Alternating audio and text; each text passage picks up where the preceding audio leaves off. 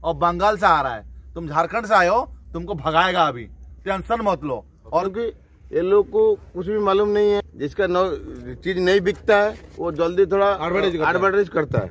इनको बिकता नहीं ना, हमारा बिकता है, हमको एडवर्टाइज करने की कोई जरूरत नहीं है। इन लोग का बिकता नहीं है, ये लोग एडवर्टाइज करता है, हमको जरूरत कुछ नहीं है। हमारा आएगा पावर ये जगह पे, आप लोग सब है, इधर ही लोड होएगा। आपको मालूम है अगला साल हम लोग जैसा लोड किया था ऐसा लोड करेंगे। वो क्या है, हम क्या है, ये लोग जो भी आप कंपटीशन में जाएंगे जगह पे मालूम पड़ेगा, कल शाम को पता चलेगा वो क्या है, हम क्या है, किसमें कितना दम है वो उस टाइम पता चलेगा। 10 बजे चलेगा, साजन चला ससुराल नाटक होगा, तभी पता चलेगा वो क्या लेके आया और ये क्या लेके आया। और देखो भाई साहब, এদের এই কন্ট্রোভার্সি বলো আর কম্পিটিশন বলো যেটা মোটো মেলাতে হলো, এই জিনিসটা এদের প্রথম থেকেই বোঝা যাচ্ছিল যে এরকম একটা বড় সড়ো কিছু একটা ঝুটঝামেলা হবে কি। কারণ আমার যে ইউটিউবার বন্ধুগুলো ওখানে আছে বা আমাদের এই দিকের থেকে যারা গেছে তাদেরকে ফোন করে জানতে পারলাম বলছে পালাও, দাঁড়াবার তো দূরের জায়গা, জুতা ছেড়ে আর হয়ে গাদা হয়ে গেছে। দাদা বলছে আজ আর থাকবো না, আমরা ঘর চলে যাবো, এরকমভাবে থাকা যাবে না। দেখো এগুলো একটা রিস্কি ব্যাপার আছে, যেটা মানে কমিটি যদি ঝগড়া হয়ে যায় সেইখানে কিন্তু এমনি পাবলিক দাঁড়ায় থাকতে পারবে না। কারণ মারপিট হয়ে গেলে কাকে কে কখন মারি দেবে সেটা তো বলতে পারবে না। সেই মার খাওয়ার ডরে কিন্তু অনেক লোক এরকম বড় কম্পিটিশনে যদি এরকম হতে থাকে আর আশা করি বাইরের কোনো লোক যাবে না বা বাইরের কোনো ডিজে সেট আপ দেখবে যাবে না। তো আমি বলবো যে এই যে সেট আপটা উল্টে গেল পাওয়ার মিউজিকের, পরবর্তীকালে যদি মনে হচ্ছে না ডিজে সার্জনের স্টাইলে বাঁধলে ভালো হয়, কি বলো মতামত অবশ্যই জানাবে। আমি এটা আমার নিজের মত বললাম, নাকি কারো বুঝতে পারছি।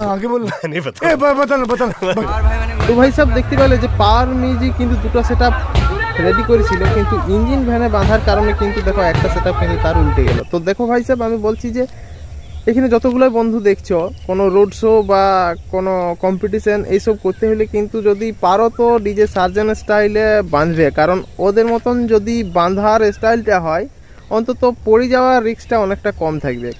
আর দেখো উড়িষ্যা মোটো মেলাতে যত না পাবলিক ওদের ওই দিক থেকে আসে তার থেকে বেশি আমার মনে হচ্ছে আমাদের মতন ছোটোখাটো ইউটিউবাররা যাই করে ওখানে ভিডিও বানাচ্ছে বা কম্পিটিশন দেখছে।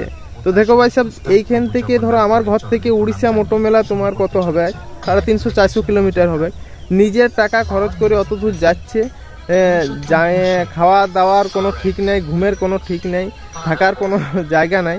সেই জায়গায় যাই যদি দেখো যে এরকম ধরনের একটা অ্যাক্সিডেন্ট হয়ে গেল, সেটা উল্টে গেল, নিজের গায়ে হাত পা ভাঙিয়ে গেল, যাই হোক একটা কোনো দুর্ঘটনা ঘটলো, সেইখানে কিন্তু মানে বুঝতে পারছো কতটা লেভেলের কষ্ট তার হবে। লোক অন্তত আশি করে ঘরে কোথাও শুনতে হবে যে তোরা হাত পা ভাঙা লাগে অত দূর কম্পিটিশন দেখতে বা ভিডিও করতে গেছিলিস।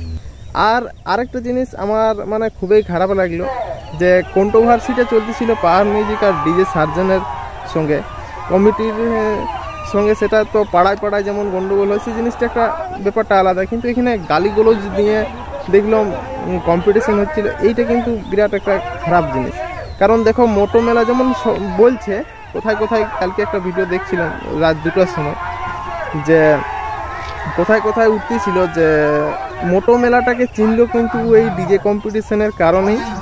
ডিজে সার্জেন বলতেছিল যে হ্যাঁ এরকম যদি ঝগড়াঝাটি হতেই থাকে, গালিগুলোজ হতে থাকে, পরে বাদ থেকে দেখবে বাইরের কোনো ডিজে সেট আপ এত দূর ভাড়া খাটায় আসতে চাইবে না। কারণ যদি এত বড় কম্পিটিশনে এরকম নিজেদের কমিটির লোকগুলো এইভাবে ঝগড়াঝাটি করতে থাকে, তাহলে কিন্তু কোনো ডিজে সেট আপ আসি করে পরবর্তীকালে আর এইখানে আসে কম্পিটিশন বা রোড শো করতে যাবে না।